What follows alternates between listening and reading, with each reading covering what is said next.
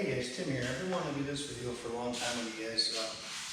This is my F19 Taylorcraft, 1975 model. Got an 0200 on it. It's a sportsman model. We bought it with the hanger, and it had been set for quite a while. I mean, last time anybody could tell me the thought was in the air is somewhere between 1988 and 1990, somewhere there. The guy that told me that, he thought he might have been the last one in it. The previous owner, he actually flew this to pick him up after dropping another plane off, and we think it's been sitting ever since that day. When I bought it, it was sitting, had a cowling off. Mel was a mechanic, and he started putting 150 exhaust on it, which is a really good option. I mean, helps your heat. These things will have very good heat. Anybody that flies them in the winter knows when you do ski plane flying, you get pretty cold. So that was already done. Of course, we had to take them off. We put all new gaskets and everything in it. They were brand new, but we still checked to make sure there's no cracks or anything in them. After that, the carburetor was missing in the carb box. So we did have to buy a rebuilt carburetor to put on it. That was kind of pricey. We could never ever find the carb, which is good. We needed to go through it anyways. I mean, it's been sitting for 20 some years. The other thing we did is we pulled all 4 cylinders. We went through them, made sure we didn't have any stuck rings. I mean, the plane only has 193 original hours when we open the hangar door, but we still want to make sure there's no corrosion or anything like that deep down inside. Got a clean bill of health on that. We redid all 4 of the cylinders. Took us about a week and a half, put them back on, got the carburetor on, made sure the fuel system was flush. Did have a little problem with it's got a gas leader on it, the glass housing, which I'm not a fan of. I've read anything on them is, they can break in flight, you can lose the fuel. Other guys say, well, mine's been on there forever, I've never had a problem with it. Some we might eventually change out. I don't know. Haven't had any problem with it. We know the first thing we did, the gaskets were all dry rotted, but we got them leak. It doesn't leak any fuel. The other thing we did after up here, of course, you're going to check all your engine mounts, everything like that. It has got an electrical system on it, so we need a new battery. Obviously, anything that sits that long, we need a new battery. And the biggest thing on this when we pulled it out was the wing struts. Everybody knows the Taylorcraft had 80 on the wing struts. Curls down the bottom end because of the drain hole they had. We get moisture up in them. They had a plane somewhere. I don't know for sure. I just remember reading that I believe it was an instructor and a student. They thought maybe they had a failure here, caused the wing to pull away from the plane, and the plane crashed, killing him and a student. I think that was the story. Mel bought this thing brand new in '75. He stuck it out as exactly as like Janet. She picked out the paint scheme. That end number there, that is their wedding anniversary. We'll never change the color. We'll never change the anniversary number. I mean, Mel built this plane. This is still his plane. I'm just a caretaker of it. And most of you guys know that. And old planes like this, we don't own them. We just take care of them. We maintain them, and we keep them flying for the next generation. So what would be the other things we had to do? We had to redo the bungees on it. Of course, it's set so long. They're elastic bungees, so they can stretch out. That was actually probably one of the easiest things to do on it. Ordered those, had them in a day and a half. I got a tool from a buddy of mine. Pulled the seat out, and it's just a pretty cool horn thing. You hook the bungees in, pull up, push the bungees over on the saddle, and you're done. That was pretty easy.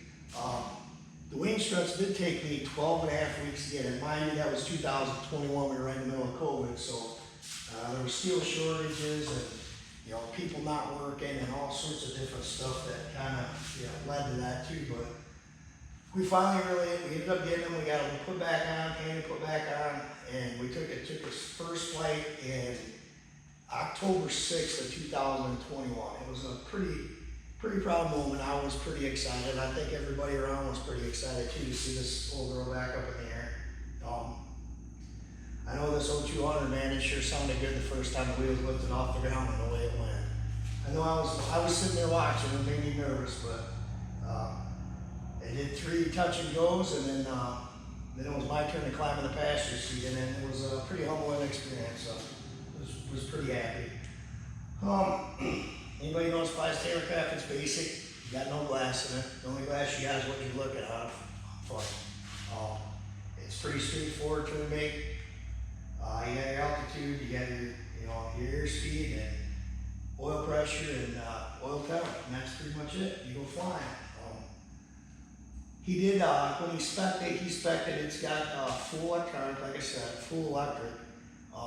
It does have landing lights in both wings. He did have it fitted with the mount and longeron for the float attachment. So this is set up for floats if I could ever find floats for it, which I don't know, I kind of like to just leave it the way it is. We did put it on skis. It's a phenomenal ski plane. I mean, you guys that fly Taylorcraft, fly skis, you know what I'm talking about. I don't need a set of skis down in Kentucky though. So it gets close to winter, it'll go back uphill, and we'll put the skis on so we can do some ski plane flying with it. That's pretty good. One modification he did make, he flattened the wing tips on it, straightened them out. We've put strobe lights in the wing tips now. It looks pretty cool, the strobes on. Other than that, really it was pretty much straightforward. Once we had the engine sorted out, the carburetor and the bungees, made sure the fuel system was clean.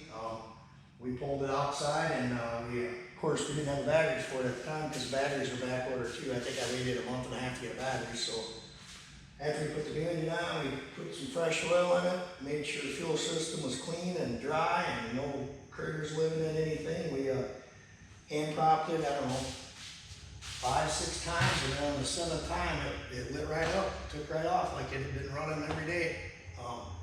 It was pretty cool. If you see, you can see the video. My first video I ever posted on was in the hangar the day we opened the hangar door. If you haven't seen that one, go back and look at it. It's pretty cool to see it buried in everything, and then to see it here in Kentucky all cleaned up and in flying shape.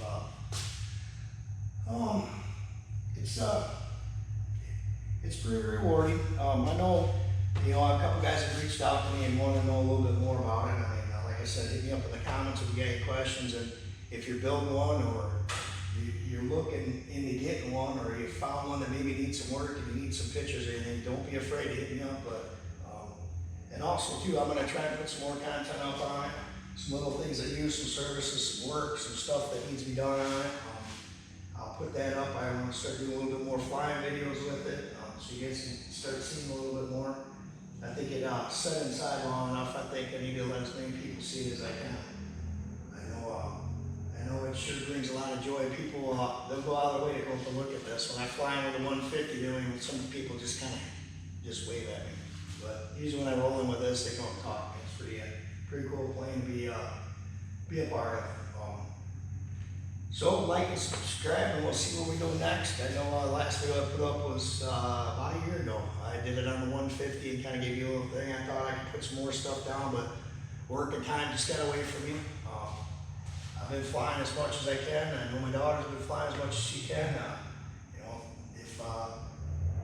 If you find one of these and you got a chance to redo it or bring it back, please do, man. These things are living art, man.